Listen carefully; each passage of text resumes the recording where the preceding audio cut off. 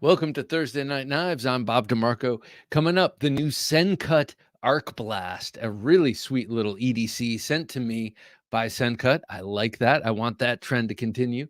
We're going to give away the Knife Junkie, the Gentleman Junkie Malibu. That's tonight. And then all I want for Christmas is tell me what you're hoping you land for Christmas, or are you getting yourself a Christmas gift?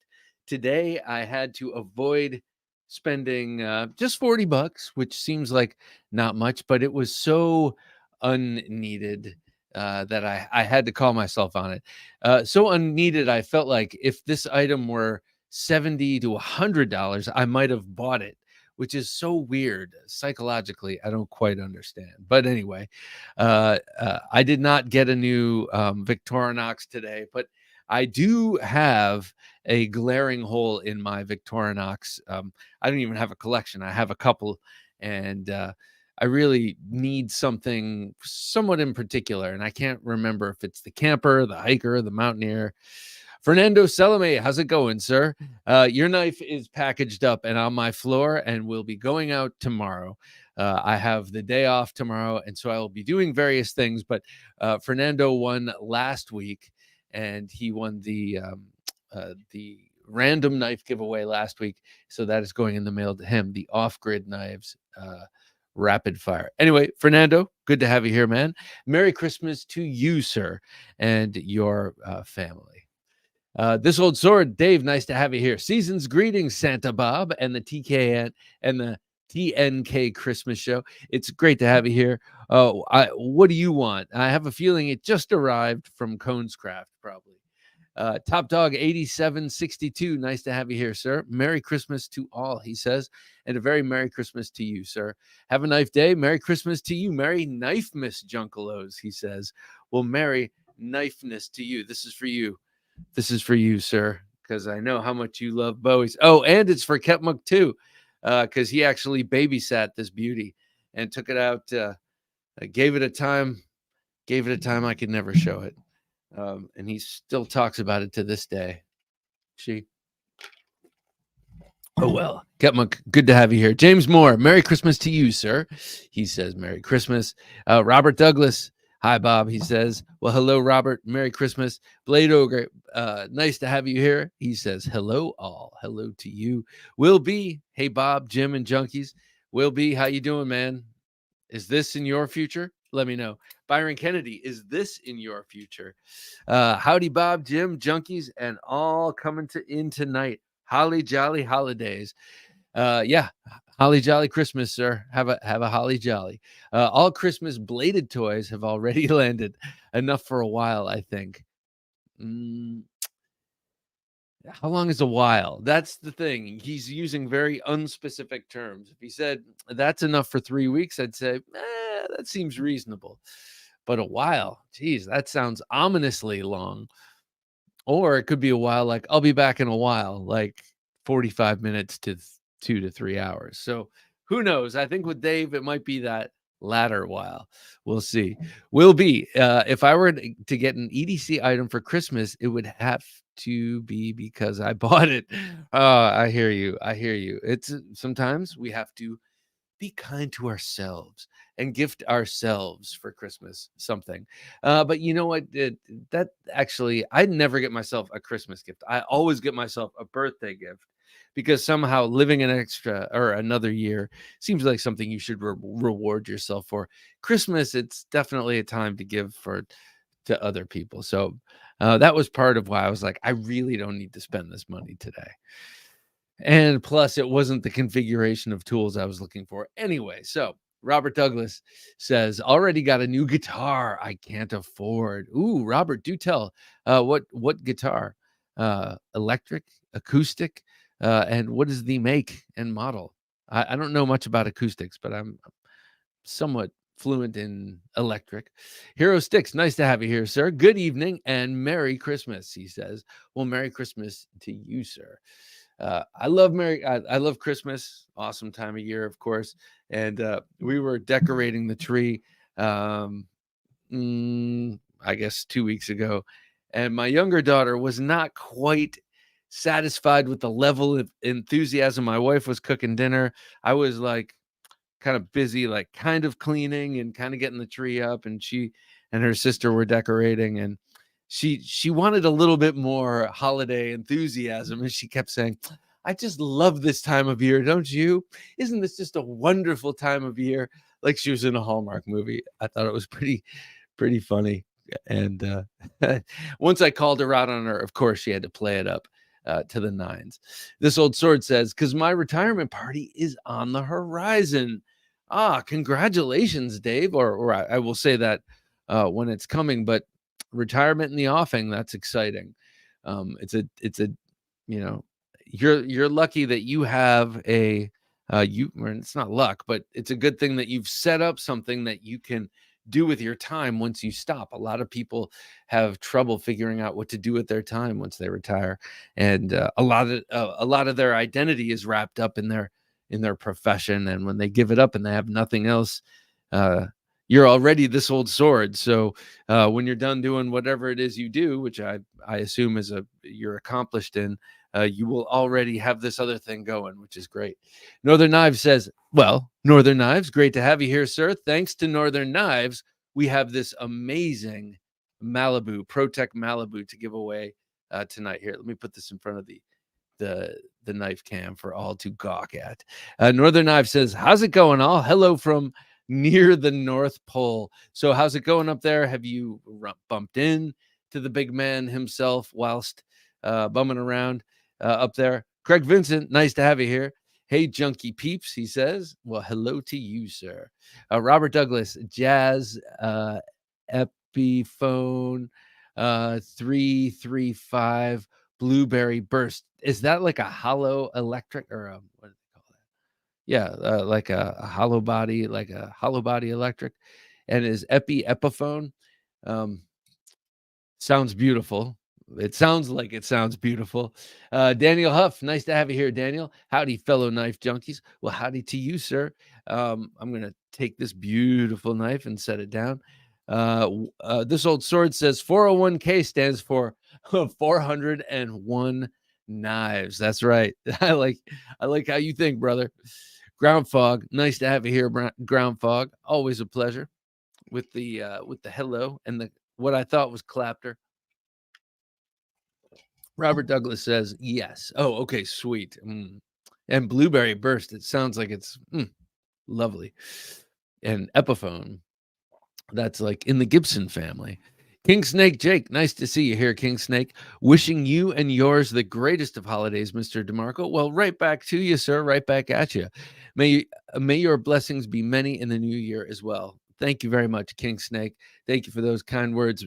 May the blessings be coming at you over and over and over again this coming year as well. Look at that. Look at that. I love that. Look at that. Christmas cheer. Thank you, Jim. I love that. I love that. That's nice. If I could, I'd grab that candy cane and I'd start eating it right now. But that's not for me.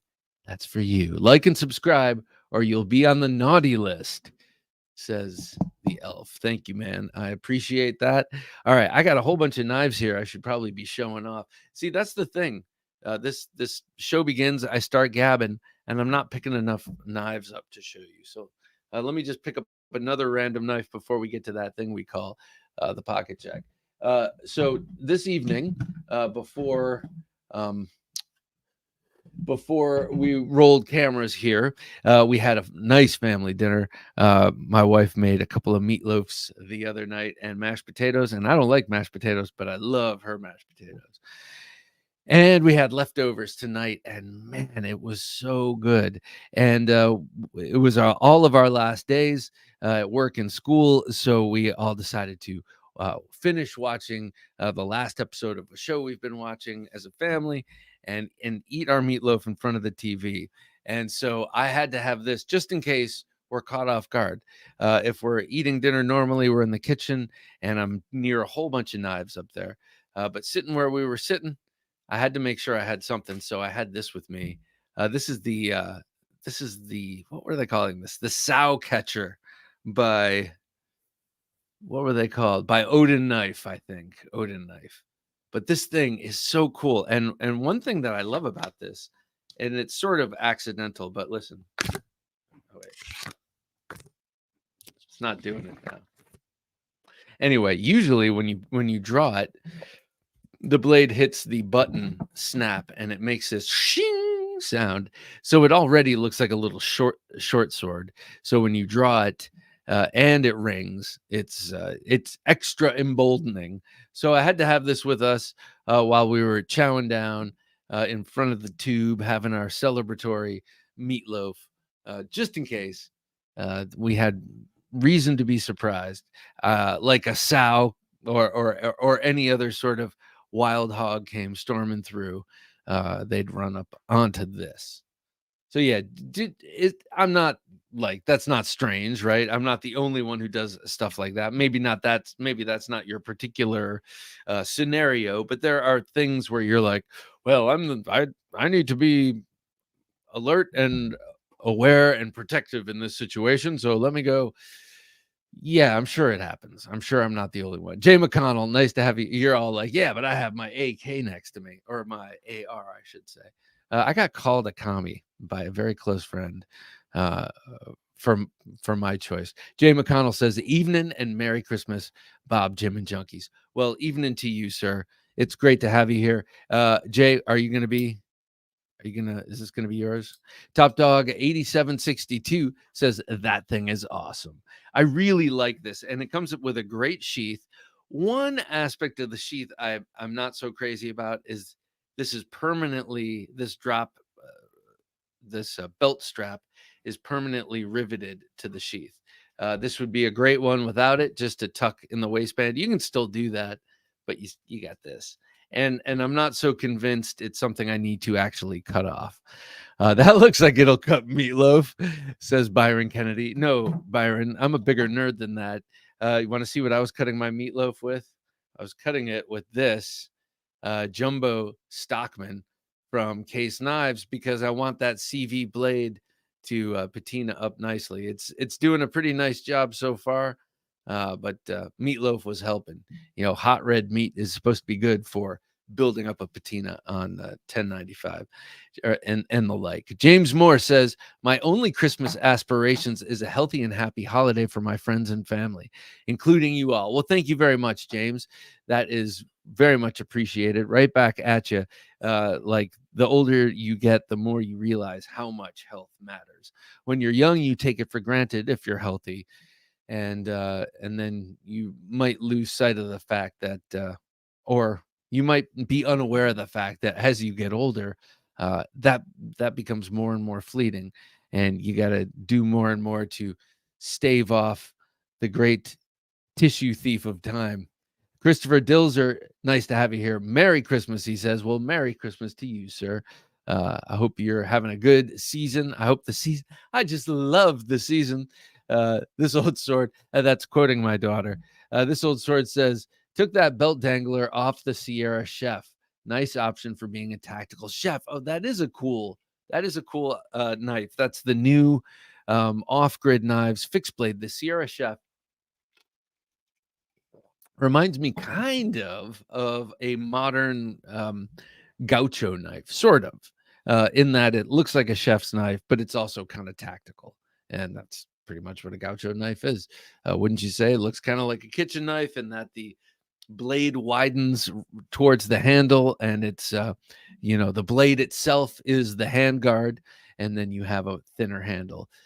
So similar concept. Those are confusingly cool in a way. Like, I'd kind of like to have one, but in another way, they look kind of like kitchen knives. So hey, but you know what? The French made some pretty cool resistance fighters during World War II, like fighting knives out of kitchen knives. So yeah, there's a lot to be learned. They're just knives, right? They're going to do what they need to do: slash, cut, and thrust. With all of that profundity having come out of my mouth and now being behind me, it is time to get to a pocket check.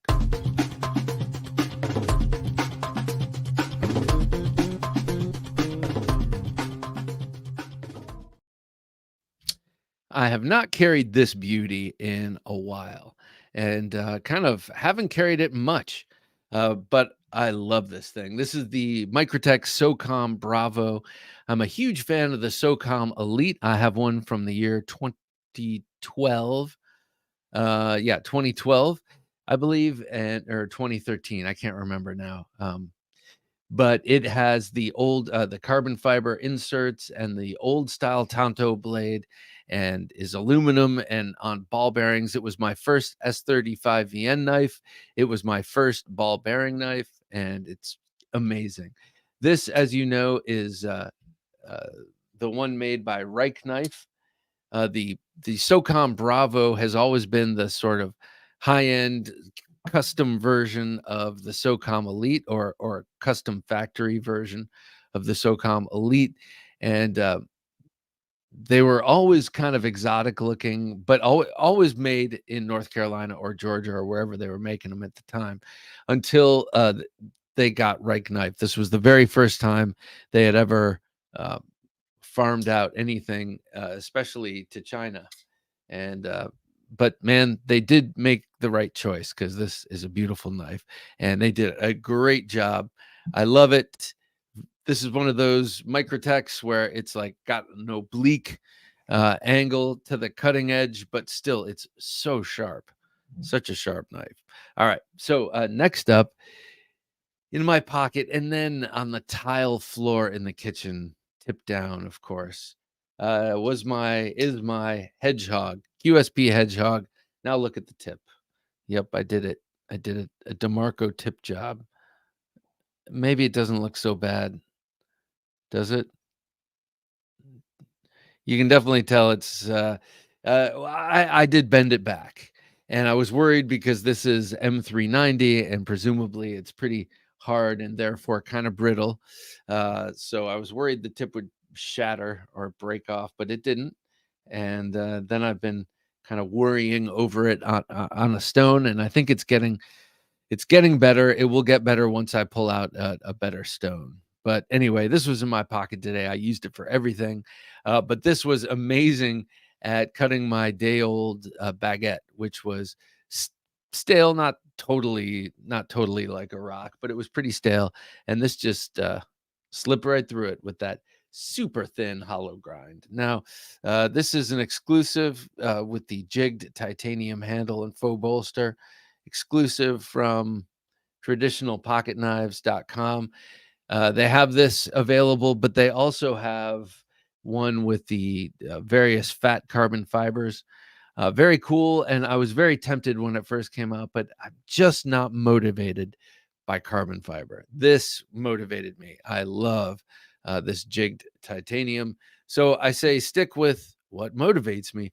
What, frankly, if I were to get another exclusive right now from traditional pocket knives that didn't have a point, it would be the Lake Champlain Barlow with the sheep's foot.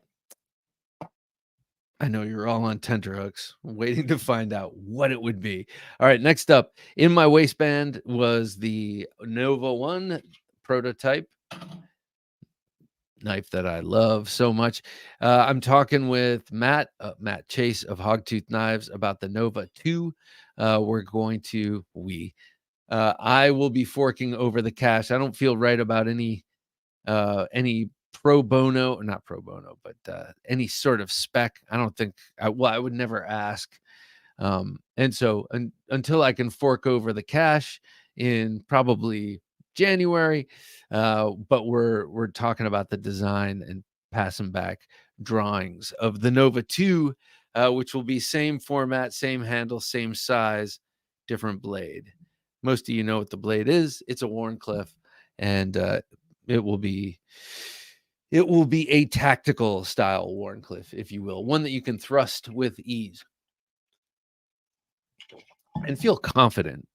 Okay, and last up for emotional support on me today, I had the After Hours Jack. I absolutely love this thing.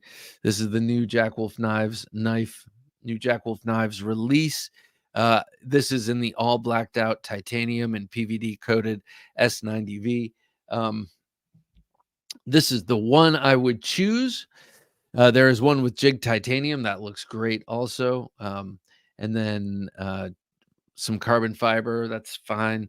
And then the one that really I would get if it weren't for this one is, I would say, by far my favorite. But if it weren't this one, it would be the one that has this setup, except with the green smoky kieranite. That is beautiful also. But for something about this knife in particular, I really love having the full titanium. What a great knife. It's breaking in beautifully. Not that it needed to break in much. I can't do it with my left. Sorry. Not that it needed to break in much, but I swear I can always feel a coated blade. I can always feel when the blade is coated, and I feel like the coating slows down the action just for a short while. And then after a while, you wear a little race in there and it gets smoother and smoother. And that's where I am right now. So this thing, I love everything about that knife. He did such an awesome job with it. And actually, while I have it out, I got this out just to remember how much I loved this one too. The sharpshooter. Wait, is this the sharpshooter or the gunslinger? Now I don't remember. This is the gunslinger. But anyway, he did that folder based on the first one, which was the sharpshooter. So yeah, this is the gunslinger. Really nice, nicely done. So this is what I had in my pocket today. I had the After Hours Jack. I had the Nova 1, the Hedgehog, and the Bravo, SOCOM Bravo. What'd you guys have on you today? Let me know. Drop it in the comments down below, and we will find out. I love this. It's an inspirational moment for me to find out what you guys carry and compare it with what I have, what I need. Daniel Huff says, I used a Schrade sharp finger to cut my country ham at dinner tonight. Oh, I love the sharp finger. And the Schrade, Schrade was the original for doing that. For making that design, right? Schrade, Uncle Henry, and Old Timer. That was all kind of I think that's where that design was born. Robert Von Darth, nice to have you here, sir. Anyone know of a folder as big as the Cold Steel Espada? I happen to have. Oh, you mean the XL? Midgard Messer. When I was at Blade Show, I got to handle a titanium frame lock with an 8-inch blade. It was gigantic. So I mean, it does get bigger, but as far as something that is broadly marketed and relatively easy to acquire, I'm thinking no one does it like Espada, like the Cold Steel XL Espada. However, the Opinel, I know a different kind of knife, but the Opinel 13, I think it is. I mean, they take a radical jump between, they have the 11 and then the 12, and I have the 11. It's a great steak knife. And then the 12, and then the 13 is like a radical jump in size, and it's big, but it's an Opinel, and that's probably not what you're getting at. So I think if you want something Cold Steel XL Espada or XXL Espada, like, how many X's? I think that's your best bet, is to get that knife itself. Northern Knives today's carry is the Strider, mixed Strider custom. Isn't that MSC? A Pena dogleg jack, nice, and a Curtis F3 compact and a tactile turn side click zirconium pen. I need suggestions for a new Christmas carry for myself. Wow, that's nice, man. That whole thing was awesome. I pulled out a Strider tonight. It's my one and only. Just because I pretty much, I don't know, I don't carry it as much as I used to, but I still love it. So Northern Knives needs suggestions, people. So you can see what he likes and that he's got good taste, and probably some inside track on how to get some of these knives. So let's give him some suggestions on what he should get as a new EDC. Oh, I will think about it too. Dave says, today's holiday carry, Cone's Craft Ring Pick Haul. That is a cool one, by the way. In Nitro V, Off-Grid Sierra Chef in the kitchen, Vosteed New Thunderbird, an M390 and green cloud carbon fiber. I do like that carbon fiber. It is cool. It almost looks like that Fordite, which I find very appealing. The Viper Keeper 2, which is a beautiful knife and waveable, I have to assume, in LMAX, and the new Nightcore EDC 33. Wow, that's pretty cool. Hey, I don't know why this is popping into my mind right now. Let's see. Blade Ogre says carrying the Jacob Creates O Tickler. I love Jacob Creates, but I'm not sure which one the O Tickler is. The GEC Granddaddy Barlow. That's nice. Tactile Maverick. Smith & Sons Apex Scallywag Privateer. Very nice. That case clasp knife. The GEC Hunter Fixie, the Hardcore Hardware MILF, the LT Wright knives, Genesis, the French Broad Jack, and the Sleazy Ogre. Very nice. French Broad Jack, something here. Did I show this last week? The fit and finish on this one is lackluster and disappointing. The fit and finish on my kayak is awesome and amazing. On this, it's like excuse me, it's got no blade wobble and it's got great walk and talk and all that, but it's got the scales on both sides, the covers on both sides are pulling away. So if I were to put light under here, you'd see light come out from the two gaps. And you can feel all the transitions. I think it's kind of a lemon. I don't mind. I'm not going to return it. It's still a great knife and a great working knife. It's just when people say fit and finish, they say fit and finish, fit and finish. They say it like it's one thing, but there is fit and there is finish. The finish on this is actually pretty good. Well, actually, you can't say so because the fit is not good. You need everything to fit together nicely for it to finish nicely. I guess I got to say, still, I love this knife and I still want more and more and more Rosecraft. But anyone else have issues with any of the Rosecrafts? And if it's this one or do I just have a fluke? I kind of think I have, this is just a bit of a lemon. But hey, it's cool and it's beautiful and it cuts great and it's sturdy and stout. So I'll have it forever, I'm sure. Dr. Gruesome says Spyderco Para 3 lightweight. Very nice. All right, there was something I was going to say, which is a wife of a viewer of the podcast reached out to me saying, sadly, her husband had passed away, a fan of the show. And that he left behind, I guess, about 100 knives, and she didn't know what they were worth or what to do with them. And so I've been advising her on secondary market prices that she should feel fine about asking for his collection. But it just made me think, I think about that, and I'm sure we all do to some degree or other, like, especially if we've spent a lot of money or we have a lot in volume of knives. It's like, what if something were to happen to me before I had a chance to take care of all this stuff? Man, that what a pain in the ass that would be, because there's a lot of stuff here. It's like, what is all this crap worth? And then he spent what on knives? I don't want to be cursed. So anyway, it just made me think, putting stuff off. We're never expecting that the day is here, but I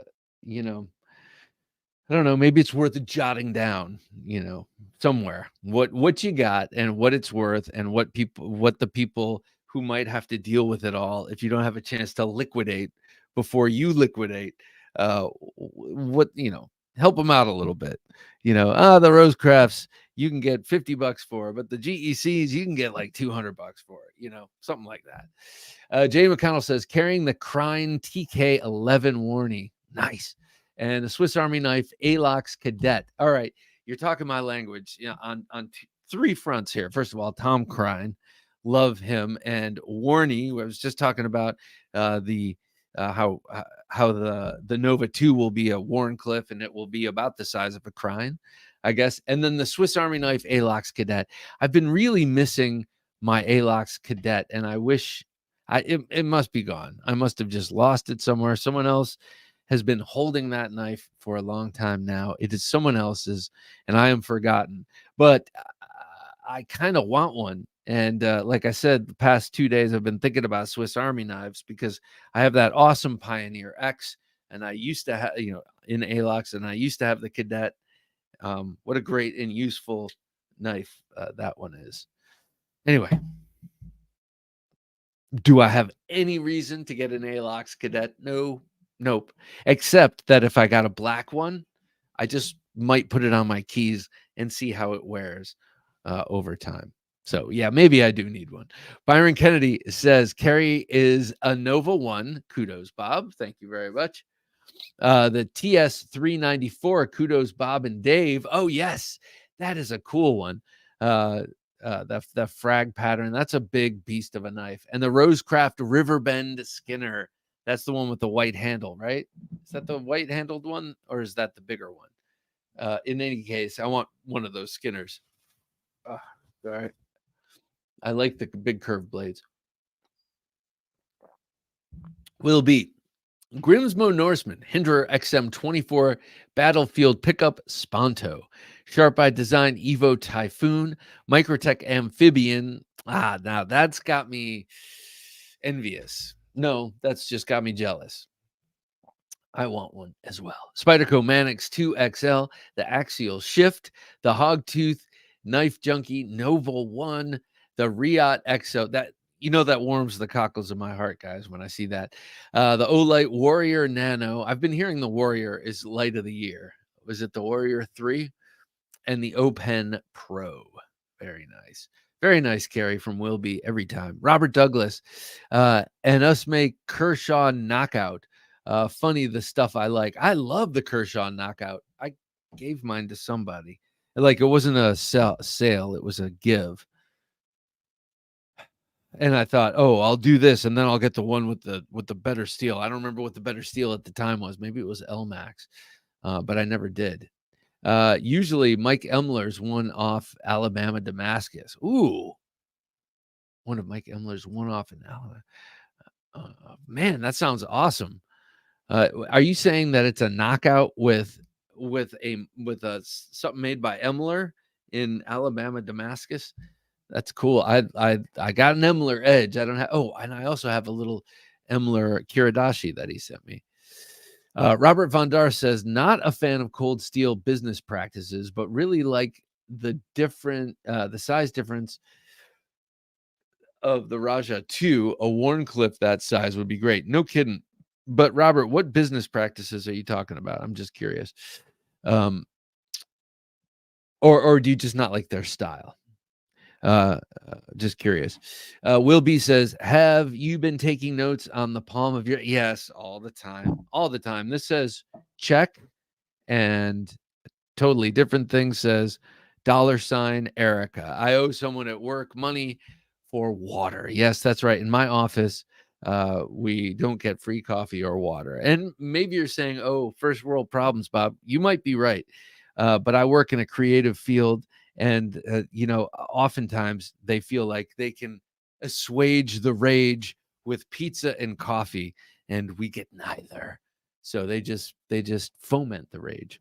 Ketmuk says, I'm just kidding. It's a great place to work. I work with awesome people, but bring your own coffee and pay for water if you want it. Ketmuk Neshart says, today I've got a Bark River Knives Kephart. Very nice and sort of on the nose.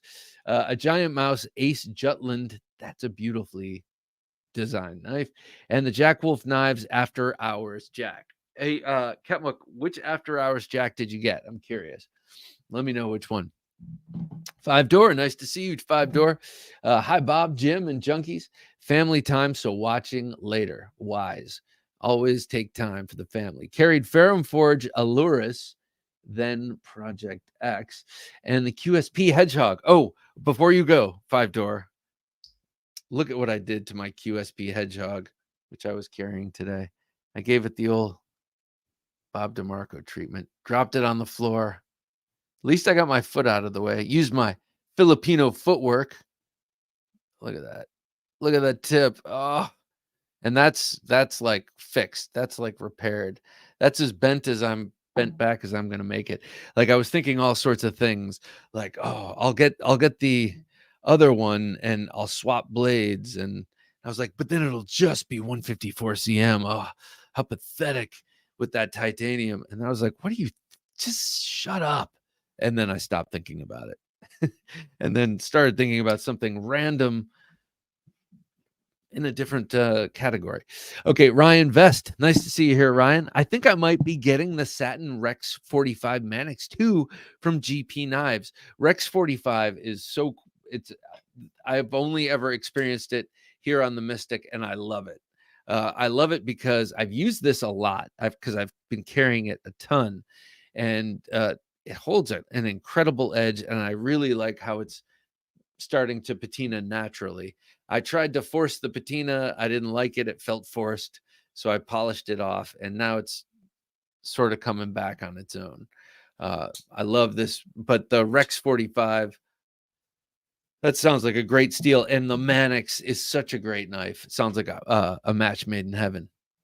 James Moore says Yuletide carry, JP Martin City Light. Very nice. We talked about that knife last time, and I was like, isn't he younger? And you're like, no, he's older. So JP Martin. Now I remember that. Uni carbon fiber. So that's unidirectional carbon fiber, retractable clip. That's cool as hell. Mokutai accents. Mitch Clark, gunstock, rose gold, carbon fiber, lots of Zerk, Damacor, and hidden hardware. Okay, so this is a different knife. Oh, Mitch Clark, gunstock. And CWF micro click tie flashlight. I'm curious about this Mitch Clark gunstock with rose gold. Is this a locking folder or is this a traditional gunstock slip joint? I have a feeling it's a locking. You're not a slip joint guy, right, James? So tell me a little bit about the Mitch Clark. I'm curious about that. Craig Vincent says 8010. Oh, love that knife. Right cargo pocket carry. 20.5 right upper. Ah, sorry about that, guys. 20.5 right upper pocket. PM2 pocket. Right pocket clipped. Raja 2 right back pocket. Range boss. Oh, I like the range boss. Left upper pocket and Tedious left pocket clipped. What the hell is that? Tedious. Frenzy 2 left back. Demko Armiger Necker. Oh my God, Craig! It's a Demko storm. You're like walking, and there's this Demko storm, just subsuming you. But wait, go back. I'm sorry, Jim, but there's this one thing. What is the Tedious L pocket? Left pocket clipped, but what's the Tedious or Tidious? Is that a misprint or is this something I don't know? I like the name. All right, next is Fernando Salome, who says, got me a new knife, a SOG bayonet, Tonto in black. Love it. SOG's been doing some they've been bringing themselves back up. They were in a dark place for a while, but they have really turned themselves around nicely. Have a Knife Day says Microtech MSI. Great minds thinking alike today. Polymer scales and stonewash sheep's foot. Not such a huge fan of that knife. I'm sure that's an awesome knife, but just, me, shallow Bob, the looks wise. That's why when we talk about the Ramlock or any of the newer Microtechs, I think Stitch first, and then I think Amphibian, and that's where I land. I'm like, no, Amphibian. That's a sweet one. Stitch is cool too, but the blade to handle ratio has always kind of the cutting edge to handle ratio. Pedro Armstrong, howdy. Good to have you here, man. Howdy, right back at you. Hero Stick says today's carry Finch 1929 in jigged crawdad bone. I got that one in that cover. I like that one a lot. Spyderco Shaman in Navajo blanket micarta. Very nice. I love I keep saying love. Well, that's better than hate, man. I know some people who are constantly, I hate this, I hate that. But I love Navajo blanket. I love the different GL Hansen and Sons G Carta style micartas. I love that people are bringing color. Sorry, said it again. I really appreciate fondly in my heart with feelings that people are bringing color. For instance, here, I'm going to show this right now, even though it's in the state of the collection. Pedro Armstrong, Pedro Armstrong says, I'm pocket check is light due to being at work. I just have a key bar with Mini 2 and an O light, i5R EOS. Well, sometimes you have to keep it light, but that's cool. That what you do have on you is awesome.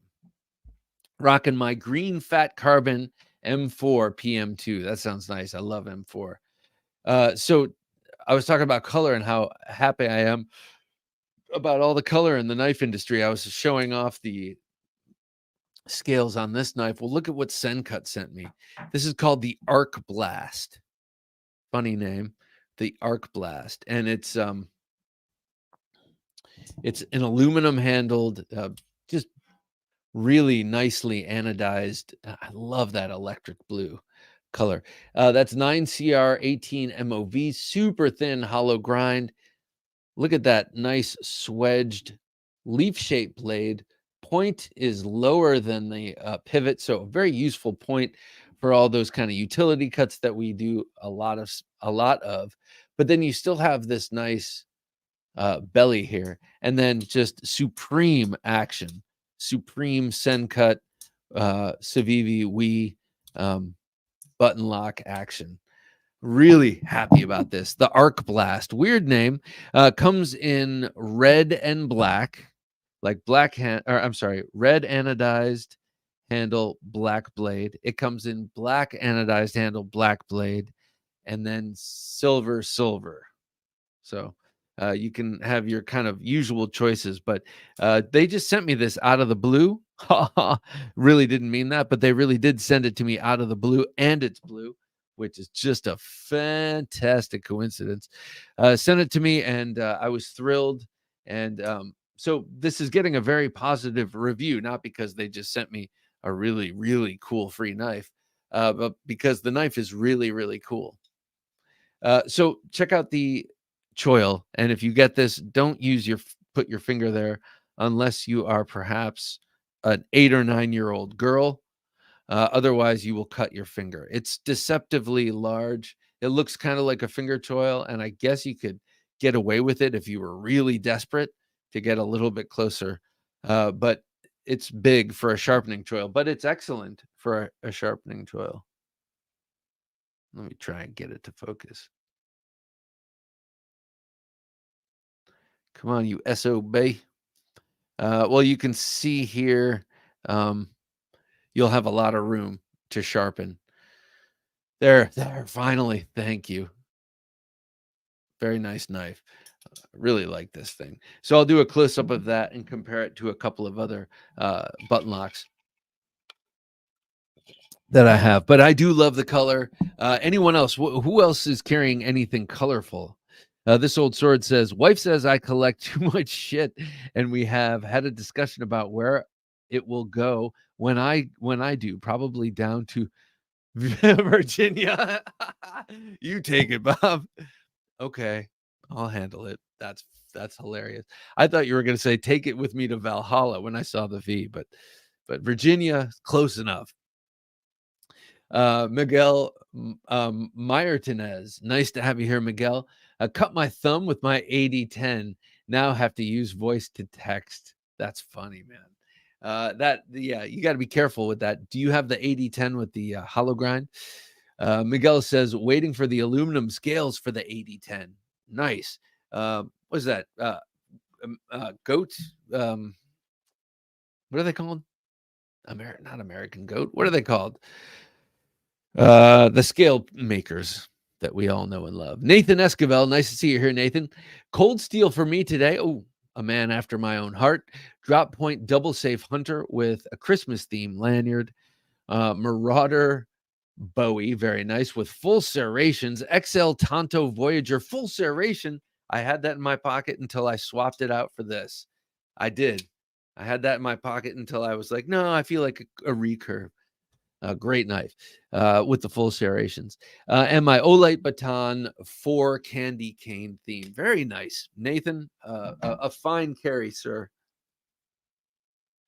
Sorry about that.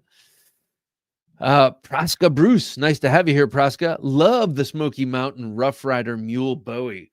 Okay, mine is over there, still handleless, even though the great and powerful Byron Kennedy sent me 4 beautiful pieces of wood that I'm guiltily staring at, which I thought this summer I was going to do this project. And I don't know. My mom always says, "You're so busy." We were never as busy as parents. And I think they were busy, but um, I don't know. Maybe, maybe I just should find some time to put handles on my Bowie. What I'm trying to say is the Black Mule Bowie is awesome, and that 3CR13 blade is so good. I was so shocked. I did a whole bunch of slamming on it. I wanted to kind of wreck the knife, and discovered, wow, it is really, really good. And then discovered that 3CR is a very good outdoor blade steel for budget knives. I guess it's just super tough. Daniel Huff says, and I got to say, not for nothing, but that Black Mule kept a great edge. It was still like shaving paper after batoning it through wood and kind of being irresponsible with it. Daniel Huff says, today's carry was a Boker Lil Friend clipped to my front pants pocket and my Victorinox Adventurer. Ooh, very nice.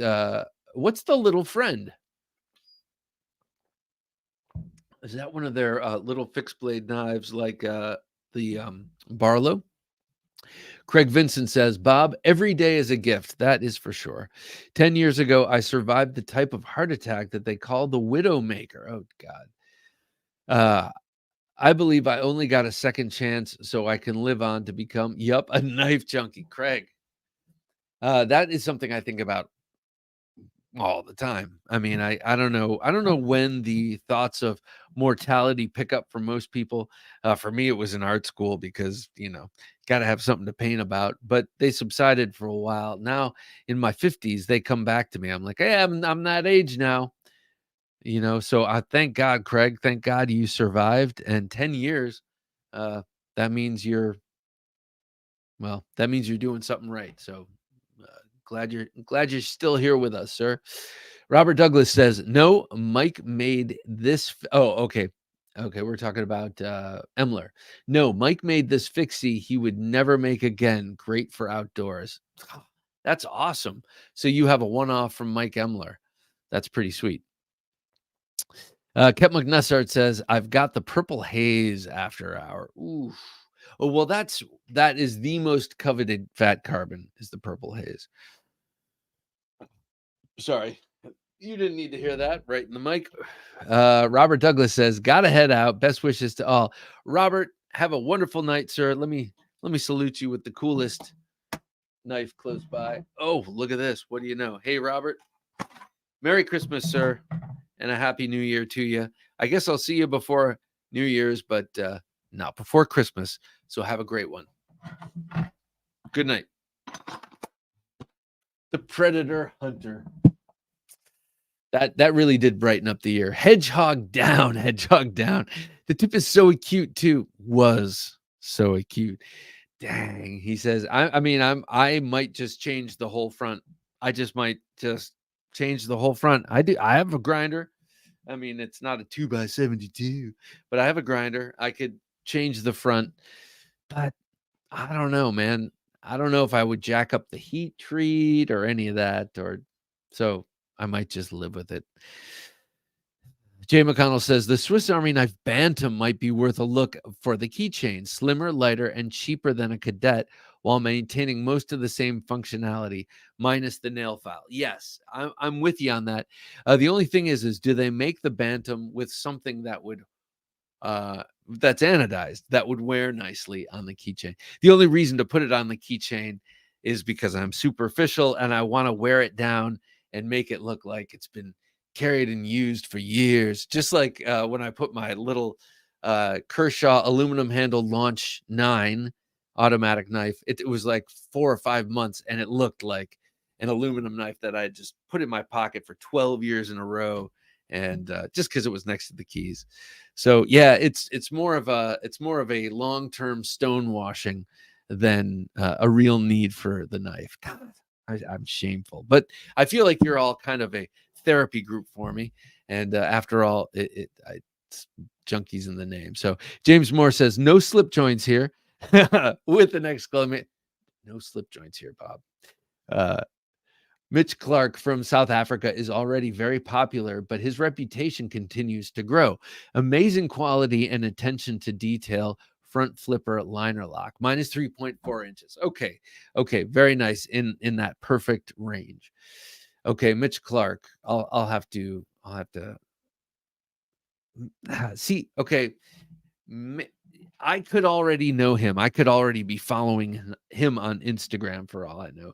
Sometimes I disconnect images with words, and I might already know him.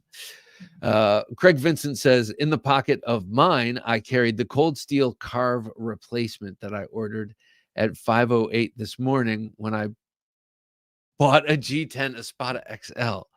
Leather neck fixie and a Red Rat 1 in S35VN. Very nice.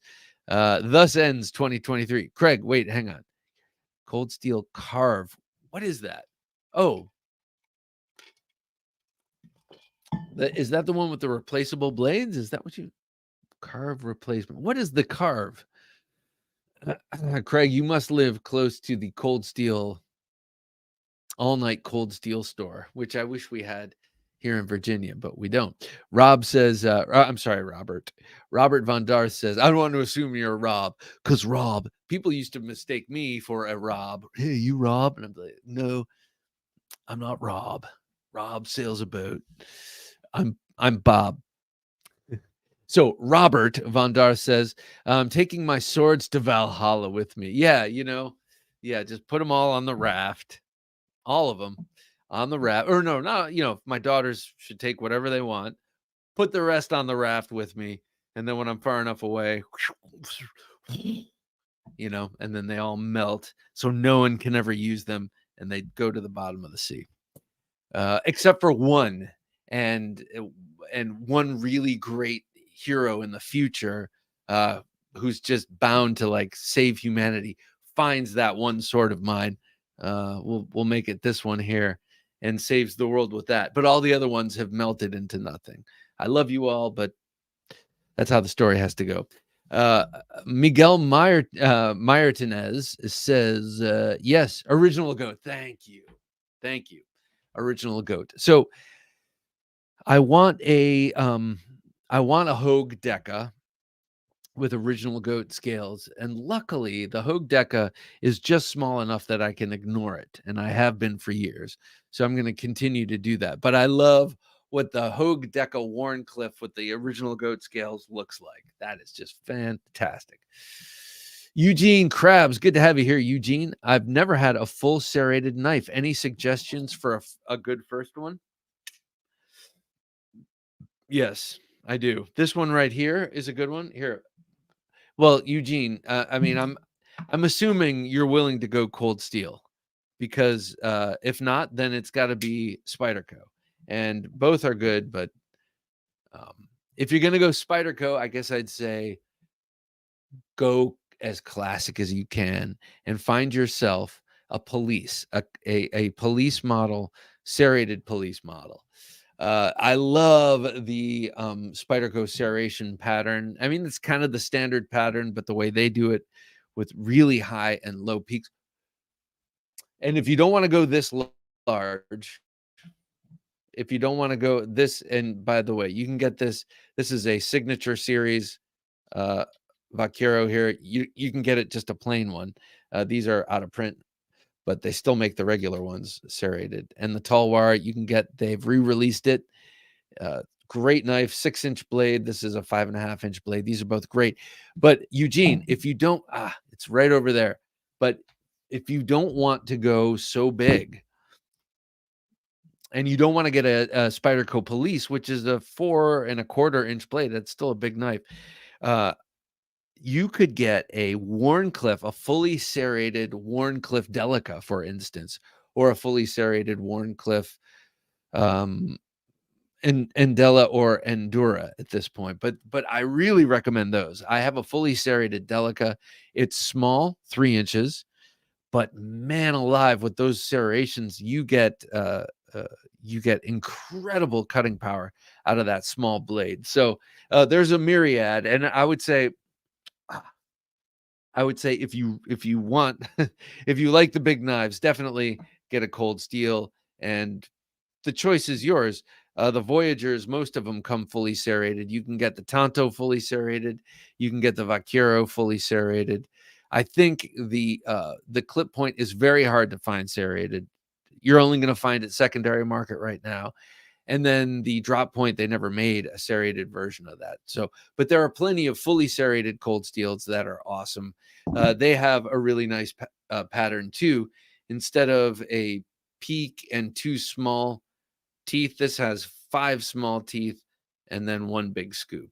So incredible shearing and cutting you get out of this. And then if you're interested in serrations as a weapon or as a self-defense part of the knife, I mean, they make a nasty, horrible cut.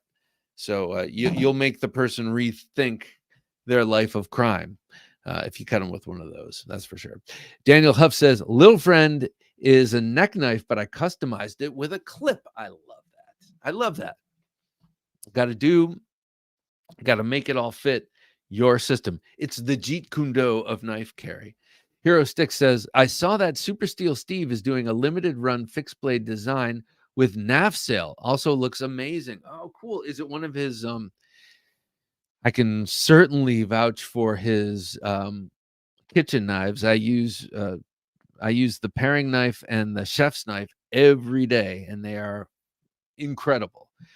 Incredible. So he knows what he's doing, or and these were early versions too. Like, I've been watching over the past year since I got mine, his releases and his handles, and he's using some different steels. Mine are 8670, and it's a high carbon steel, and I think you can only get that at Pop's Knife Supply, and it's pretty good. It holds a great edge and everything, and it patinas really well, but it rusts very easily. And therein lies the rub, because no matter how vigilant I try to get my ladies to be about it, I'm constantly rubbing off red rust off of those knives. So I might be into getting another knife from Steve Kalari Customs, made in AEBL or something more rust resistant. Have a Knife Day says, "Hi, my name is Mr. Rexu, and I'm a knife junkie." Well, Mr. Rexu, group therapy. No kidding. That's what it is. That's what it is. Except here, we enable one another. We encourage one another. No one likes a quitter.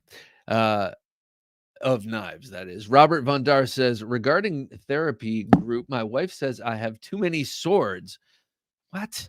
So I compromised and focused on knives now. Robert, that is totally reasonable. And if your wife cannot see the highly logical reasoning behind that, well, I'm sure she will, because she married you and she saw the good points. And that is one of the good points in you. A man I don't even know, but I can tell that your philosophy towards swords and knife collecting is generous and on point. So, by the way, you could also introduce the concept that there's no such thing as too many swords. It just doesn't exist. But it's cool. I like, we should all encourage creative thinking. Craig Vincent says, "I have one more sub $200 purchase in me. I'm thinking Vaquero or Chris Voyager XL for the Cold Steel collection. I think I need to branch out. I only have 3 Spydercos, 2 PM2s, and a Persistence. Mannix 2? It sounds, Craig Vincent, sounds like you might be a Mannix 2 XL kind of guy.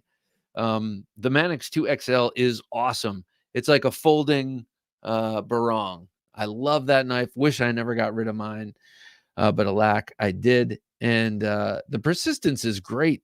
I butchered mine. I tried to make mine into a waveable Bowie knife, and I did a really good job until I took too much steel off, and then I jacked it up. But that is a great knife.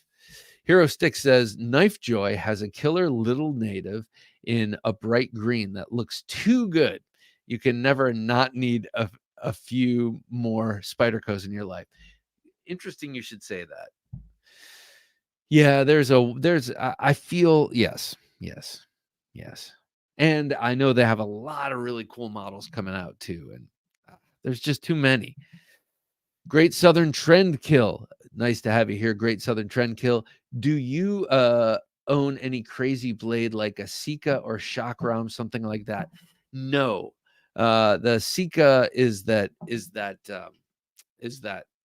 I think that's the Gladius that's bent, right? It's kind of like a kukri, and a Gladius had a romantic evening and created a Sika, right? And a Chakram, isn't that one of the throwing?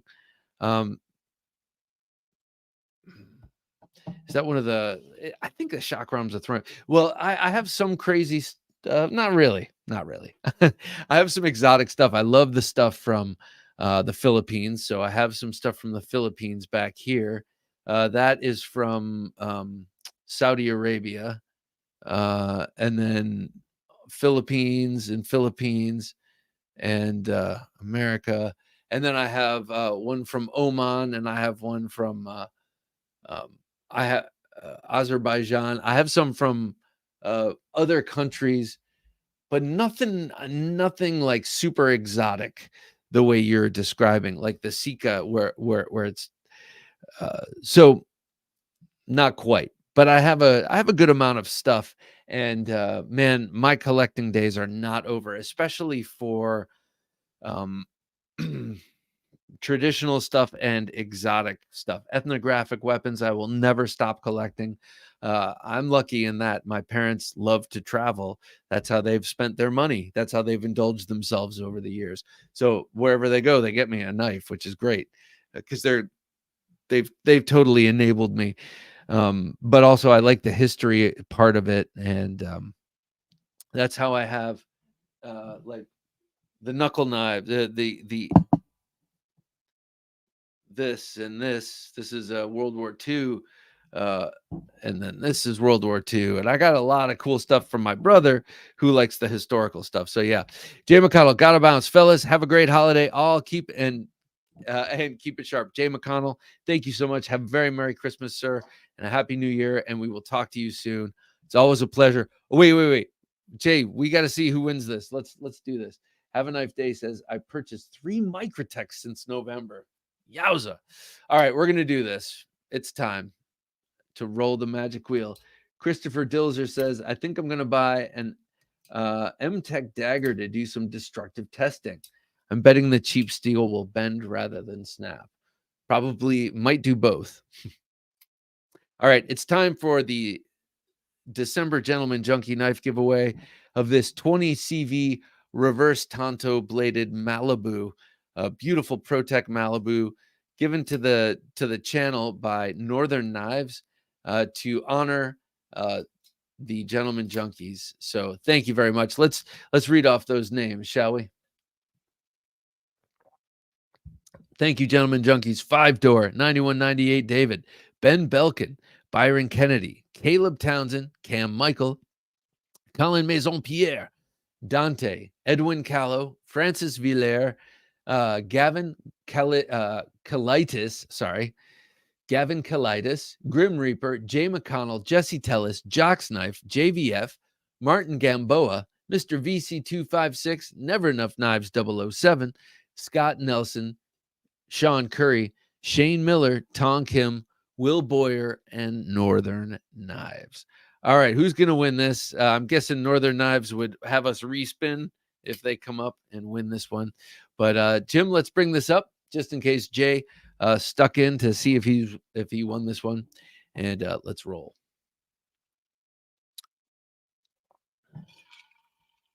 A fine vintage.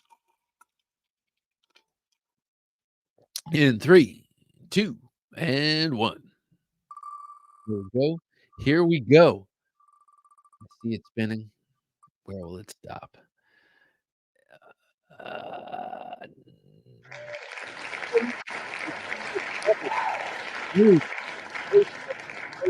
Reverse Tonto in 20 CV from Northern Knives. Never enough knives. Couldn't happen to a nicer guy. So glad to be sending this along. So glad to be moving this temptation out of my abode and sending this to you. I will rub it down with alcohol and get all of my funk off of it and send it to you as if it's brand new, which it is. It was when it was sent to me. Never Enough Knives 007.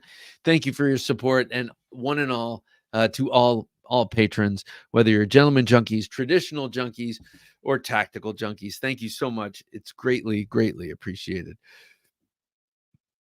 Xena Warrior Princess threw a chakram. I know. Okay, so that was one of my wife's pre me favorite shows. So she used to watch that all the time. Chakram is a throwing ring. A Sika is a gladius with a bend. Yes. Yeah, I have a gladius. It just doesn't have a bend. The gladius is made by the smiths down in the Philippines who do the Filipino traditional weapons swords, which are so awesome. I'm a huge fan of the shapes of these swords. Oh, this is a rosary. I'm not sure if I've ever shown this off. This is a rosary made by Bastinelli, and it's got it's really cool. Check this out. So the cross is a Templar knight, and this is cast bronze. And the cable, the cord is Kevlar, that can withstand, I think, 200 pounds. And then it's got the each of the decades here. So it's a legit, I mean, it's not like it's been blessed, but it's a legitimate rosary. But when I got it at Blade Show from Bastien of Bastinelli Knives, he was like, yes, you could be praying and then you could take it and slash it. You know, he was talking about how it's built to be a weapon, basically. So it is a rosary, but it's also a weapon. And I love it. I think it's beautiful. Honestly, I like the concept of something that is used for prayer and is used to harness the best in you, but also can be used to harness the worst in you if you need to use it to maintain the best in you or the best around you, if you know what I mean. But before I forget, this is what I was talking about. I mean, like, that's a beautiful exotic shape. This is the Talibang from the Philippines, and Filipino traditional weapons makes these. Oh, it's so light and easy to move, and it's got that perfect angle of the blade off the handle for deep slashing and cutting. Been lurking. Ginger Fisher 75. Nice to have you lurking with us, sir. Lurking, just incidentally, is one of my favorite activities and a favorite word of mine. So it's nice to know that we have lurkers here and that they are self-aware lurkers. That's even more important. Look at the blade from that aspect. Tell me that's just not, I don't know. I find it so incredibly beautiful. And then that angle, the angle, you're always going for the angle. Look at that angle from the handle to the blade there. And then let's look here. Rosecraft kayak, same difference. And what do? They cut really well. One's a Filipino sword, meant for vanquishing your foes, and one is meant for cutting the twine on your box, the little slip joint. Robert Von Dar says, regarding red rust on your knives, I blued all my carbon steel knives. Works great. Yeah, but bluing is not food safe, or at least not the bluing that I had, because when I was making 1095 blades, just noodling around with that, I was bluing everything, and then discovered that you can't cut anything acidic with bluing without having it come out, and so I appreciate it and I love how it looks, but not on my food knife.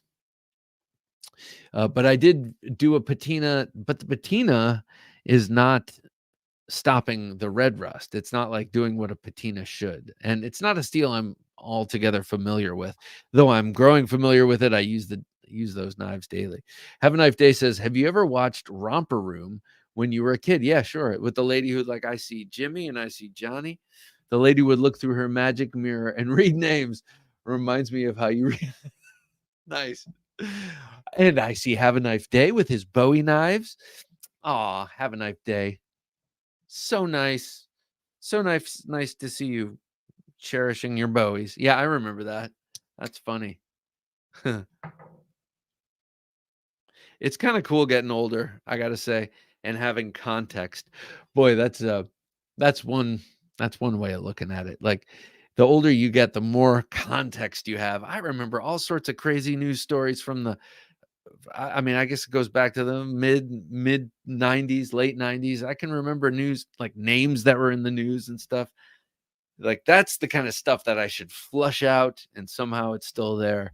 But you start picking up patterns over time. It's funny when COVID started, I was like, I knew exactly how that shit was going to play out immediately. It was the first time I heard social distancing. I was like, oh, we're going to hear that 80 fucking million times and we're all going to be sick to death of it. Get ready for social distancing. And it happened. Yeah. I mean, it's not like anything magical. You just live for 52 years and you see the same thing over and over again. Craig Vincent says, Bob, the cold steel carve. What? Oh, yes. Okay. Is the Sax Blade Atlas Lock folder in OS 10? I think it came out this year. Yeah, to no fanfare. Like nothing. And I've been saying Cold Steel needs to make a Sax or a Wharncliffe forever. I think a Wharncliffe in the Voyager series would have been the right move, personally. They already had the format. You just got to figure out how to get the blade in there and make sure it's a like tapered enough blade, but they probably figure it's close enough to a clip point at a certain point. Anyway, I think it came out this year. I bought one in October, but lost it 2 weeks later. The Tidius is an outstanding budget folder from Kubi. Okay, all right. So it wasn't. God, some of these names. Titius, I mean, or Titius. It's probably something, and I'm not even giggling because it's close to something lurid. I just mean, man, they got so many damn knives. They just can't figure out what to name them. But sure beats the numbering system, that's for sure. Call them names like Sean. The next, this new knife. This is the Civivi Frederick. Sean Low Key, nice to have you here, Sean. Been meaning to buy the Bastinelli shoulder holster, dude. Me too. For like years, it's been sitting in my Amazon cart for years, and I've been meaning to get it too, because you can clip a lot of more lightweight knives to it. I've also wanted to get the Galco full leather, so you can put your giant cold steels and your big Randalls, but that's just for the camera. For real wear, you'd want that Bastinelli. Keep it nice and light. Will B says, everything Bastien makes is a weapon. I love the crazy Frenchman. I do too. He's so cool. He's such a nice guy. And but like you said, and he's he's a consummate artist. And then I love watching him manipulate his blades. He doesn't just like do something like that. I love that. Yeah, cool dude. Craig Vincent says prayer itself is a spiritual weapon, Bob, and a tool. Yeah, no doubt about that. No doubt about that. Sean Loki says Les George MK1 1918 trench homage. Oh, wait, do you have one? Do you have one of his trench knives? Oh, I really want one. I would have loved one that Matt Chase of Hogtooth, he made these beautiful Sanmai blades, dagger blades. He did 2 of those Les George ones, I think 2, maybe 4, but he did them with a really nice like dark center, Sanmai with a dark center, and then the edges were light with a crazy line. Oh my God, so beautiful. And then so Les George casts the bronze grip with the knuckle duster. So cool. 5 door. I just heard of the carve from Craig, I think, and it went on my short list immediately. Yes. Yes, the carve. All right, wait. So I'm not sure I like the carve, but it's a step in the right direction. I'm going to randomly reach out and touch a knife, and I'm going to show it off because speaking of Bowies, Bob, I rewatched your top Bowie video and I tracked down a Kudaman Bushcrafter for 147. I think I'm going to get it. Does it look like the one that I have? Because the one that I have is awesome. And that molybdenum steel that they use over there in Spain, all of the Spanish companies, Kudaman, Joker, and can't remember the names of the other, but they all use that molybdenum steel, and it's great. It's sort of like that 3CR. It stays sharp through all the sort of abuse you throw at it. It's been really good, and I love the shape of the Kudaman Bowies. I think they do an awesome job. Yep. Oh, I didn't say thank you to Shane Miller for becoming a Gentleman Junkie. I think we got a couple of people joining for this, and I'm all for it. Too bad you didn't win. Sorry you didn't. Maybe next time. Hang in there. Hopefully you see something you like again. So all right, random. Oh, sorry, totally bashed the knife cam. Bang. I'm gonna pick up this one. Oh, this is a good one. All right, so I have this beautiful fixed blade knife right here. My wife got this for me. This is the Tops Wild Pig Hunter. Interesting, huh? There's sort of a theme, right? And this is random. So this means that not the universe, God wanted me to show you the Wild Pig Hunter and the Sow Catcher for some reason. And you say, Bob, do you think God cares? Well, probably not, but I'm getting myself out of saying the universe, man, the universe, because I had to come to the conclusion that I actually, I do believe in God, so I had to come to the conclusion that saying the universe is kind of just like saying God, and that's one syllable versus the universe four, and so why not drop the squeamishness and just say God wants me to talk about pig hunting knives tonight for some reason, and so I will follow his lead. Very rigid blade here. You can see it's got a swedge, but it's less of a swedge than it is a cutout, because you can see there's a 90-degree step from here to here, and from the flat of the blade into the swedge, and it gives it almost like an I-beam cross section, which gives it incredible rigidity, so that you can jam it into something like a wild pig, a wild hog that is struggling either under the jaws of a bunch of dogs holding them down, or maybe you're just a super stud and you've like jumped out of a tree and you're getting them with it. But thick, it's a 1/4 inch thick and rigid. Like, look at it from the top. Really nice knife. And then an acute point from this aspect, but it really keeps its thickness right up there to the point. This is a great knife, and I think it's based on a Russian knife. I've seen the Kizylyar and some other Russian versions of this knife, so I think this was appropriated, borrowed, influenced heavily by a Russian military knife. Anyone know anything about that? And am I talking out of school about that? I'm pretty sure I remember seeing a knife that looks exactly like that, but it was actually pre-Tops Wild Pig Hunter, and was some sort of general issue or so to the Russians. Hit that like button, says Hero. Hero, you're my hero. I couldn't agree more, brother.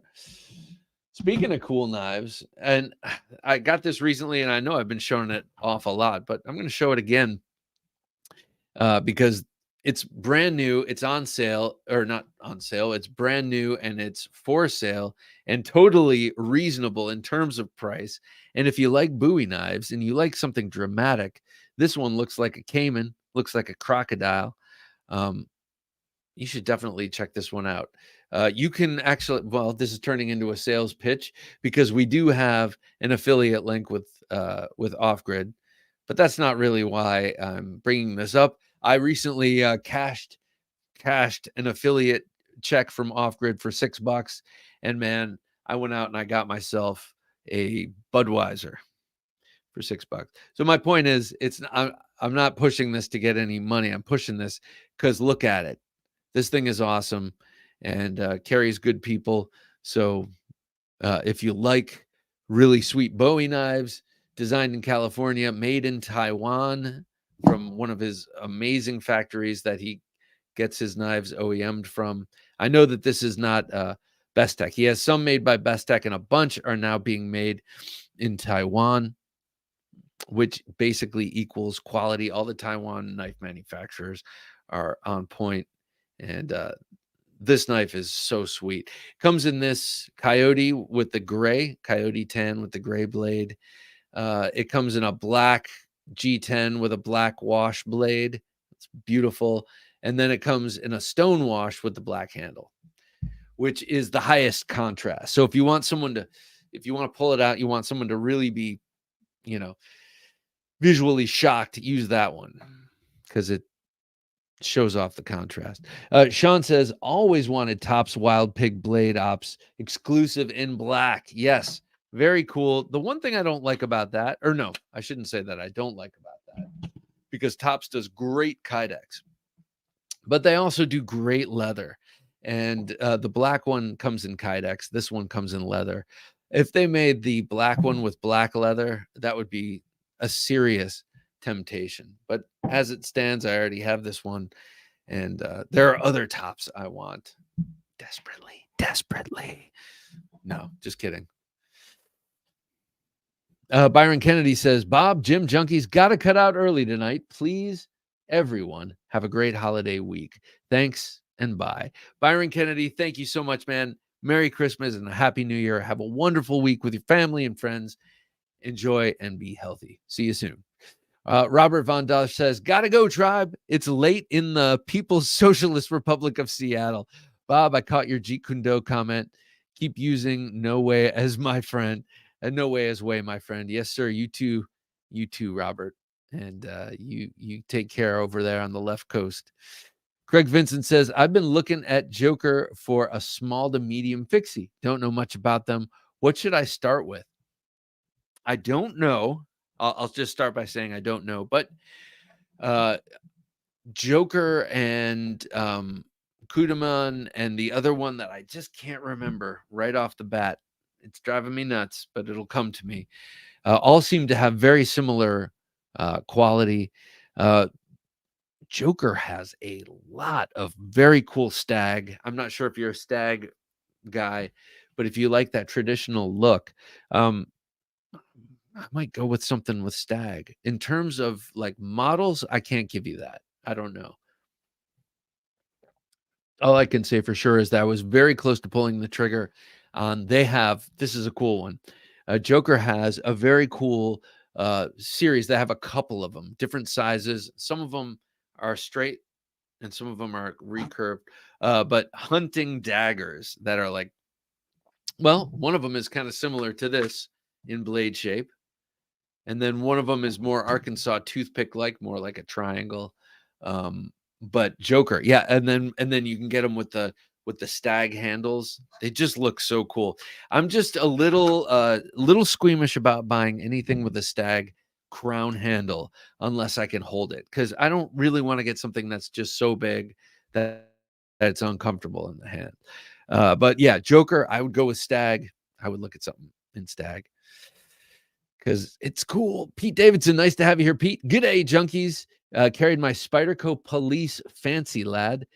Cold, nice. We were just talking about the police. Someone wanted to know about a what fully serrated blade they should get, and I of course recommended Cold Steel. But then I also said if you want if you want a Spyderco, get a Spyderco Police serrated. That's like serious old school. Cold steel mini hunter, very nice. Titanium Swiss Army knife, very nice. And Olight and a cold steel Braveheart. Excellent carry, Pete. I like the variety.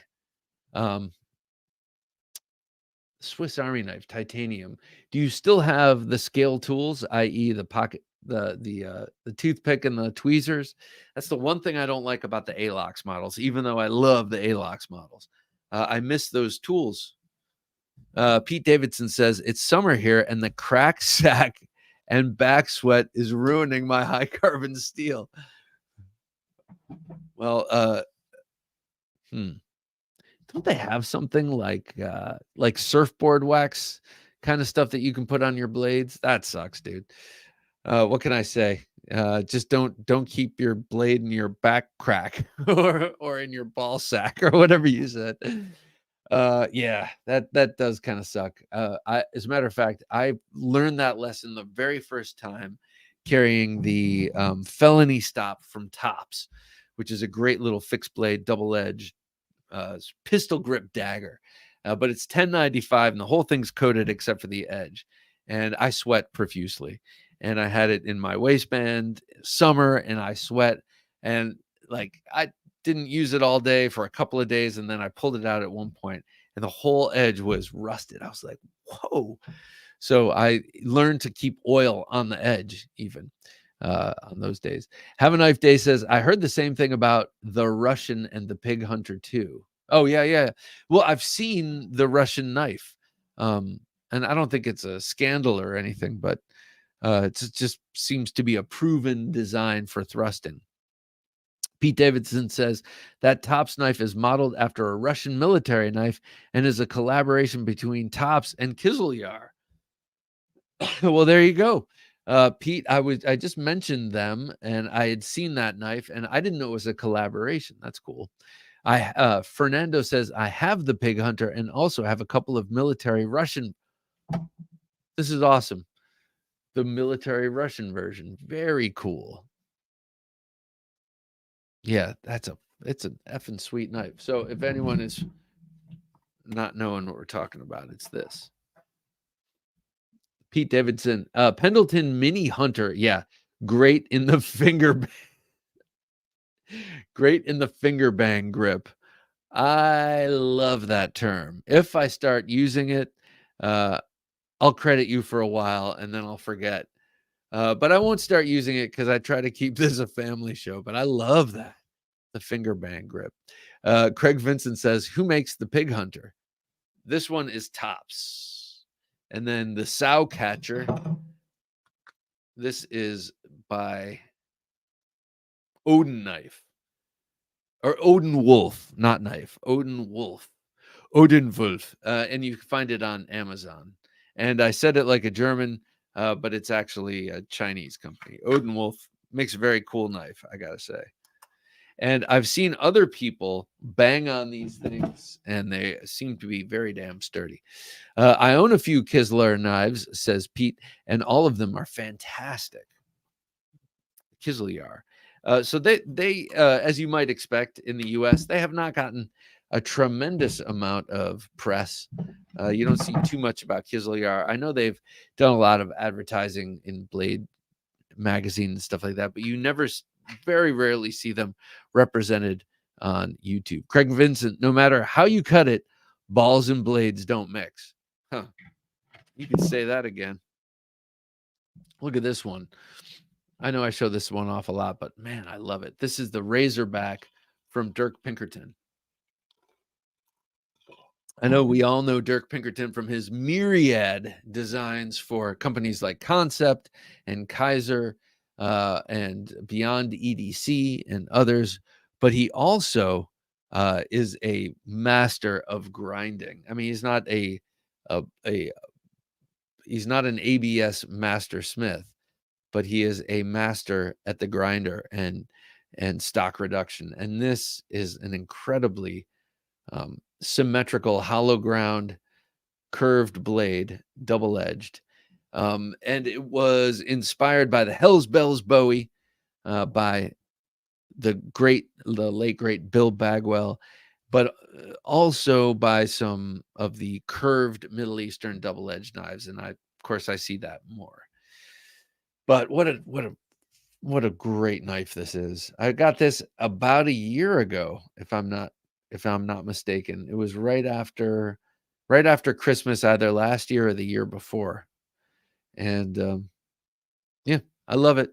That must mean it's time to get a new Pinkerton knife. Because I can't get enough. I love Dirk Pinkerton's work. I love his designs, but I especially love his custom knives. I got 4 of them now. Pete says Kizzleyar got a big push in Australia a while ago. Okay. Oh, excuse me. Yep. I do remember them coming kind of out of nowhere for me personally. But I guess that's how we all experience the world. Things come out of nowhere. They could be there all along and we're just unaware of them, and then suddenly, boom, there they are. It's like that analogy people give for aliens, like humanity and aliens. It could be like aliens are drivers on a road, driving down the road, and we are ants walking next to the road, totally unaware of their existence, but they're there all the time, and we're just going about our business, like picking up crusts of bread and stuff, and they're driving around in their cars and being sophisticated. What do you think of that, huh? Well, I don't know what you think about that, but I want to know. I'm curious, guys. I've shown off a lot of knives tonight. What do you want for Christmas? Like, if you had your druthers, I know most of us won't get the knife we want for Christmas. Most of us, I don't know if you guys watch Metal Complex. I'm sure many of you do, or are at least aware of Metal Complex. But his wife, every birthday, I think, gets him some great knife. She does all sorts of research, and she'll get him something like a hawk, out the front, G&G hawk out the front, or something, really, really nice knife. And I think that's very nice. That's his wife showing an interest in going balls deep and figuring out what he might want. And I think that that's very nice. I don't think that that's a requirement for sure, but that's pretty cool. So if you had someone like that who was willing to spend lots of dollars on a knife, something that already takes you away from her or him, as the case may be, but still they were going to get you that thing that is going to take them away further, what would that thing be? I want that Benchmade bayonet. I like how you think, Sean. Yeah, that's pretty sweet looking. Though the handle, I'm not so sure about the handle, how comfortable that's going to be. But you can only assume it's probably comfortable for most hands at Benchmade. So Wilby says, what I would wait, I'm sorry. What I'd like would be the Knight's Element folding kukri. Yes, yes. Having the amphibian has made me think about that knife a lot.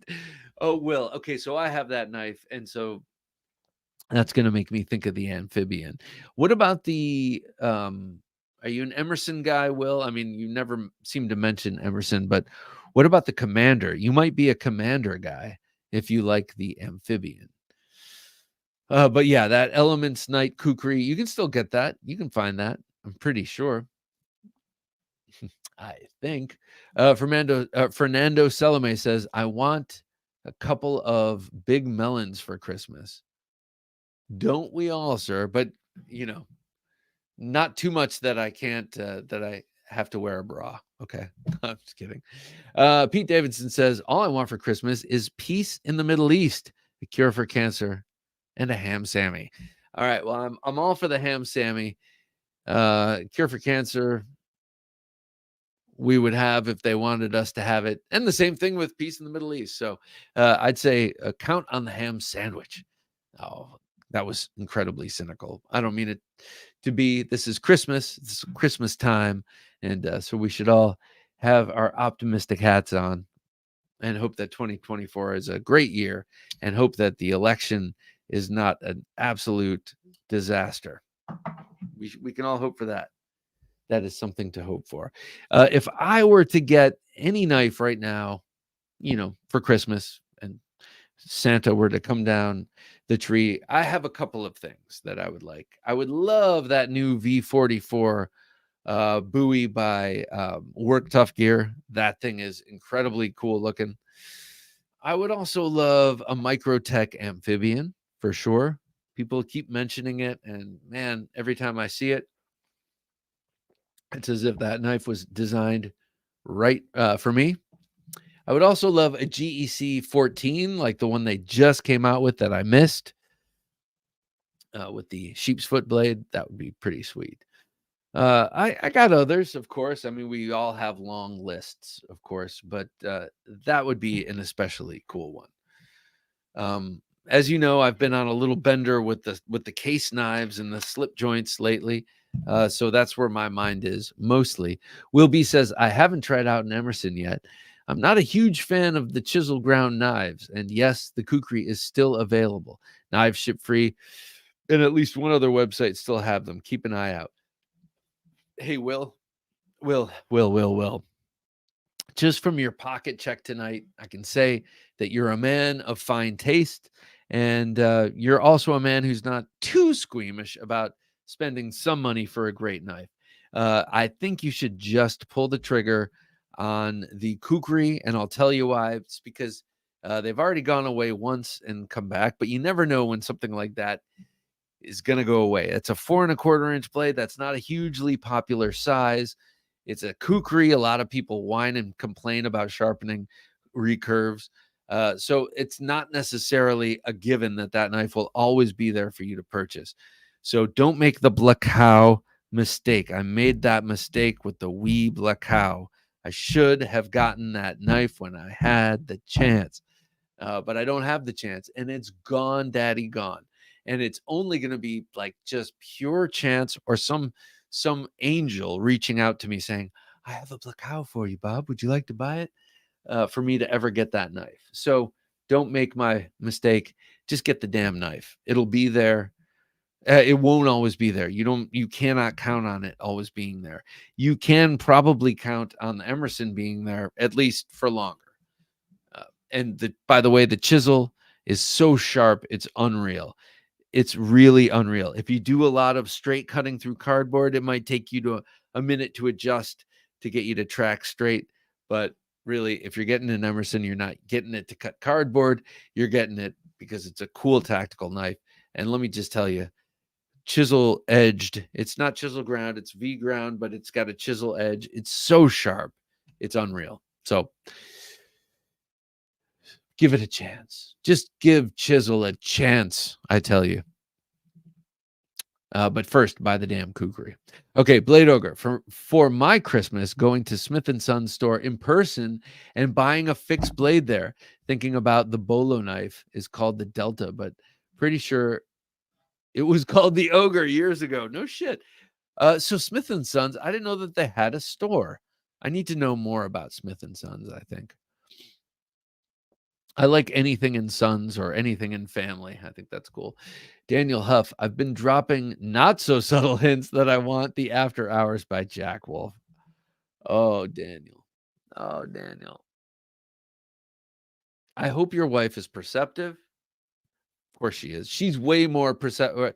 Assuming that it's your wife you're talking about, or it's a wife you're talking about. Could be a girlfriend, could be anybody. But if she is probably way more perceptive than you are. So she's probably already picked up on the hint. But she might look at it and say, "Are you kidding me? For a knife?" Let's hope not. Let's hope not. But you have to prepare for that possibility. So start saving your shekels because these things won't last long. But you should have it.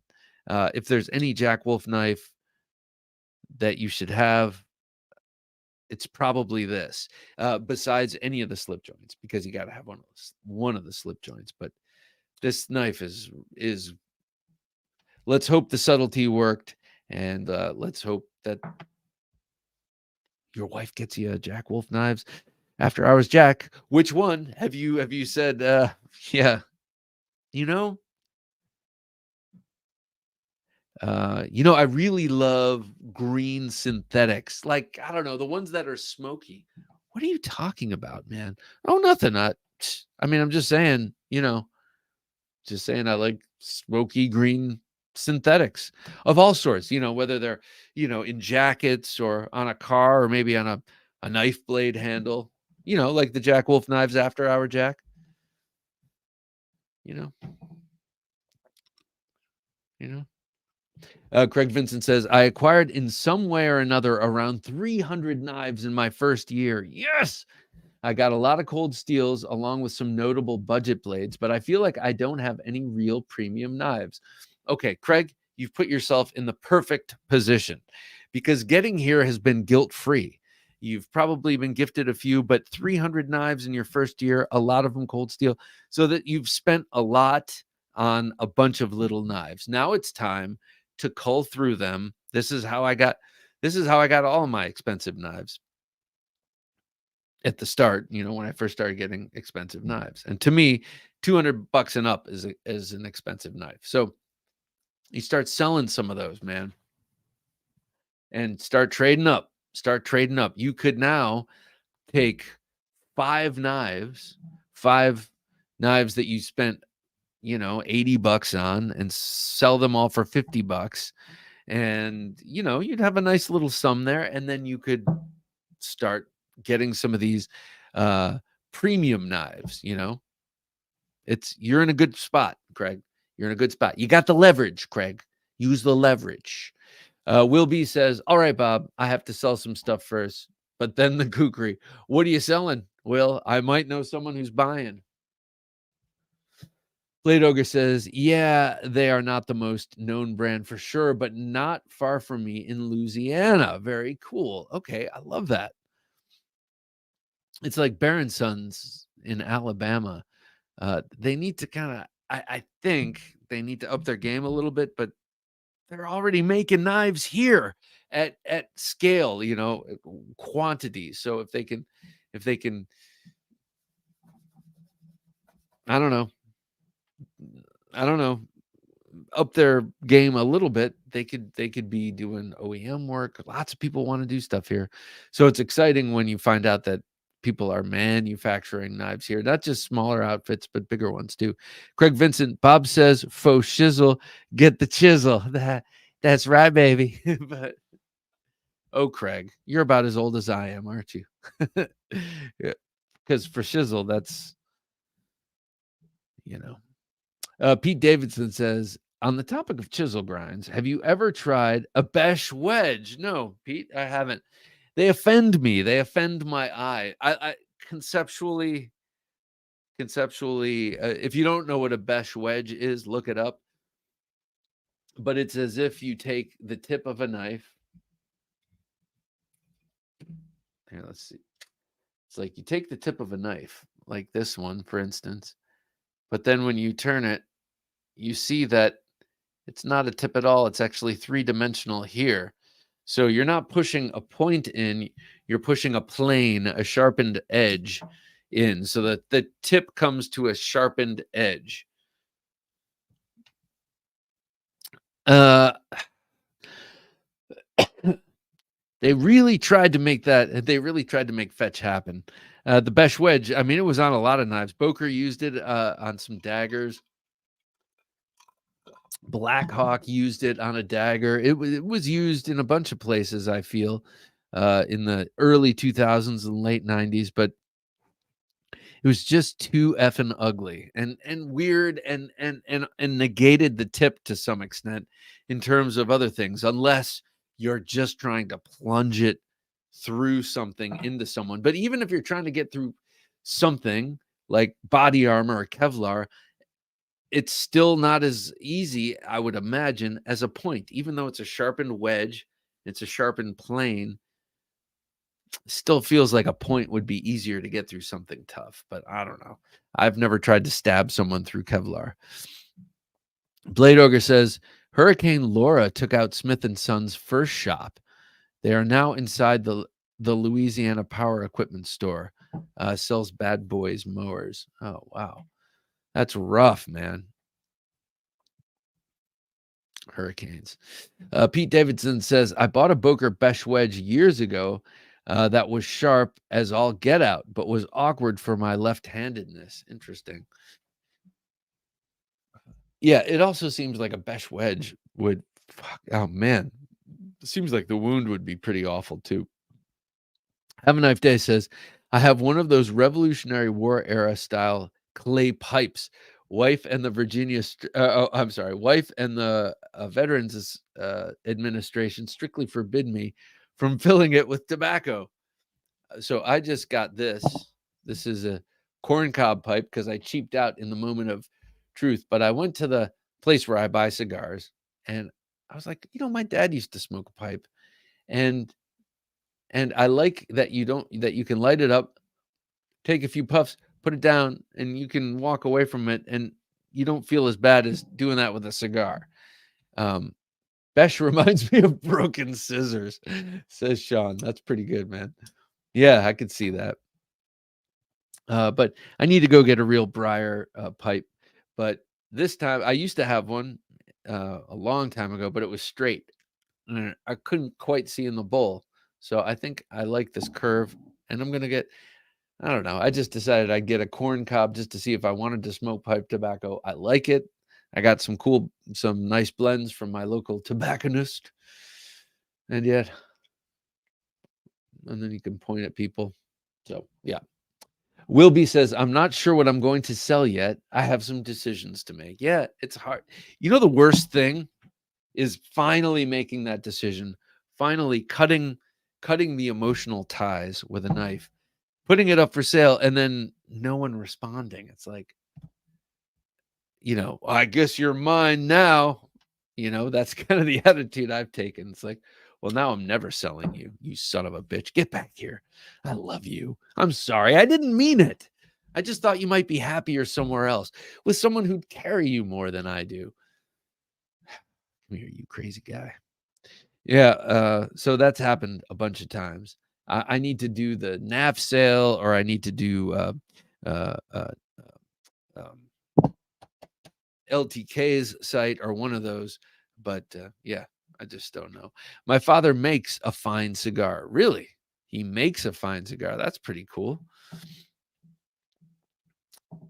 It's nice to have a cigar maker in the family, especially if you like cigars, because you never know when you could just be like, hey, Unc, bring over a cigar. Hang on. Before we get out of here, I just want to show one quick thing. And it's this new design by Ostap Hell called the for Real Steel. Now, this thing is following in the footsteps of Poltergeist Works. Integral Spine Paris. See, yeah, I don't know what that is. That's a typo. I didn't double check my work. I'm not sure what Paris is. But anyway, let's show this off. So this is Ostap Hell. We know who he is. Awesome designer of many a cool knife. But this one right here is not only beautiful and not only has that Ostap Hell sort of profile, especially in the handle, but it's got a axis style lock. And then look at the spine. Look at where you see the backspacer. The backspacer is actually a folded over piece of steel. So it's a integral backspacer, and I think that's pretty cool. It's a way of getting a very, very solid type of construction, a sort of integral construction without actually doing integral Thank you. Integral spine for Real Steel. Thank you, Jim. Appreciate that. Look at the blade. That blade is beautiful. High tip, drop point with a gorgeous swedge. I just think it's a beautiful blade. And you know me, I don't go on and on about drop points, but I think that this is a really beautiful knife. What do you guys think of that? Is that something? Is that something you'd get? Nitro V steel. I like Nitro V just fine. I like a crossbar lock. 2.8 ounces. It's nice and thin. The blade is 3.4 inches. Just barely acceptable. But for something cool like this, I'd go for it. I love the way it looks right around the sharpening choil and the front part of the handle. That whole area is just beautiful. Yeah, so I'm liking this thing. I love O-Stop Hill designs. I like this integral spine idea, and yeah, I think it's cool. Though Poltergeist Works still, to me, makes the coolest real steels because I love Poltergeist Works designs. I think they're awesome. So I will have this for only a short period more. I will open it a few more times and then send it along. Vic Nilla, good evening, Bob. Have you seen good evening, Vic Nilla? Nice to have you, sir. Have you seen the Dawson Knives custom relentless and Praetorian swords, 14 and 16 inches of Magna Cut? I have not. I like Dawson Knives. They make some pretty cool looking knives, but I have not seen the swords. They sound great. I love short swords. And in Magna Cut now, well, Magna Cut, part of what's so great is how tough it is. I was going to say, in the sword, you want something really tough. You don't necessarily want something, but that's part of the USP for Magna Cut. Matteo, nice to have you here, Matteo. That's the name of my godson, or soon to be my godson. Anyone have some work tough knives to sell? Asking for a friend. I'm asking for a friend, really. Who knows there will be a second coming before they'll be back in stock. I don't know. If anyone knows, let Matteo know. That's a frustrating spot to be in, to know that you really want something and to have the funds for it and to not have the supply. And with all of these freaking Houthi pirates attacking shipping lanes, and with us not just launching a couple of missiles and destroying them and getting them out of existence so that we can continue shipping, it might be difficult to get the work tough gear knives because all sorts of stuff comes by sea to our shores. So why are we suffering these idiotic pirates? I don't know, but this is not that kind of a show. Eugene Krabs says, big fan of the folded over backspacer handle. Me too. It's like the Duk, sophisticated Duk. Greg Vincent says, that's what I've been doing, Bob. I've sold about 15 knives on NAF sale recently. Oh, that's right. You mentioned that recently. Since I started, it's like a revolving door. Knives come in, money goes out, knives go out, money comes in, repeat.